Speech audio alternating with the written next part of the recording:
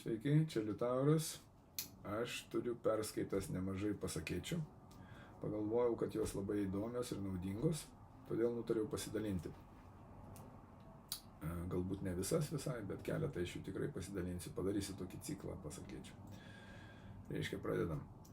Reiškia, gyveno beždžionėlė ant upės kranto, laimingai savo gyveno, niekam nieko blogo nedarė, vaisius savo valgė, rūpinosi savo šeima ir taip toliau. Ir reiškia, labai karštą dieną krokodilas upėje atplaukė prie to pačio medžio, kur beždžionėlė gyveno, nes medžio šakos driekėsi iki ant upės ir krokodilas po jom atrado pavėsį. Beždžionėlė pamačius, jinai rūpestinga, visais rūpinasi.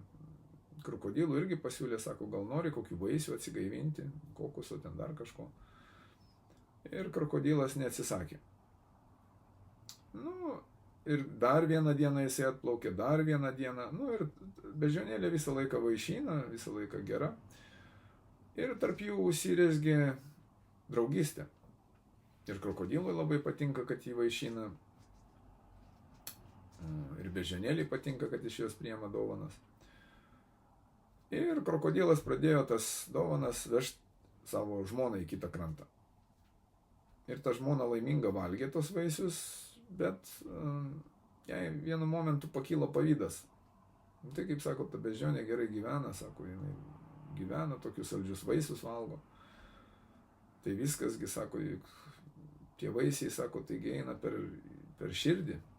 Tai sako, kokia turėtų būti saldi ir skani ta širdis jos. Ir vyras sako, tai ką mums daryti? Sako, mums reikia suvalgyti jos širdį. Tai bus pats skaniausias patiekalas.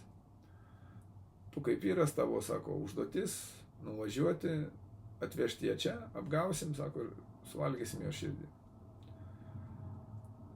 Vyras, krokodilas, nuplaukė pas beždžionėlę, sako, sako, mano žmona, aš valgė tavo vaisius, tavo dovanas.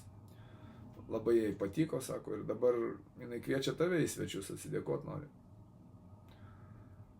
Beždžionėlė gan naivi, sako, jo, su mielu noru aš nuvažiuočiau pas jumis į svečius, nuplaukčiau, bet sako, aš plaukt nemoku, sako, man per upę neišeis perplaukti. Krokodilas sako, jokių problemų nėra, aš galiu šitą sureguliuoti, aš gerai plaukiu, sako, ir dar galiu šokant nugaros, man sako, aš tave perplaukdinsiu laisvai.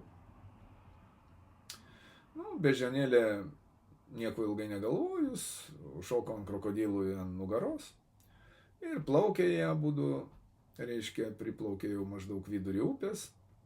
Krokodilas pradėjo atvirauti irgi.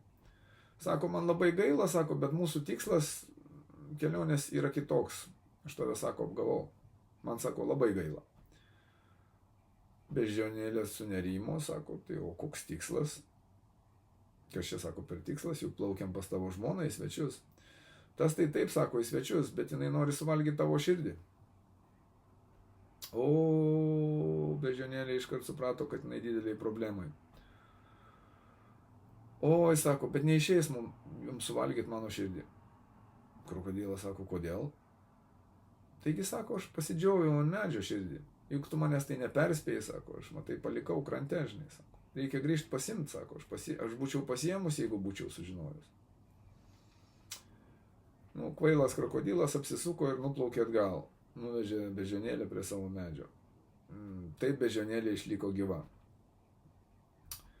Tai va, moralas iš kiekvienos šitos bus pasakėčios ir šis moralas iš šitos pasakėčios yra, reikia labai atsargiai pasirinkti savo draugus ir ypač kai ruošitės atverti savo širdį. Tuo labiau, kai ruošitės praleisti visą gyvenimą. Geros jums visiems dienos.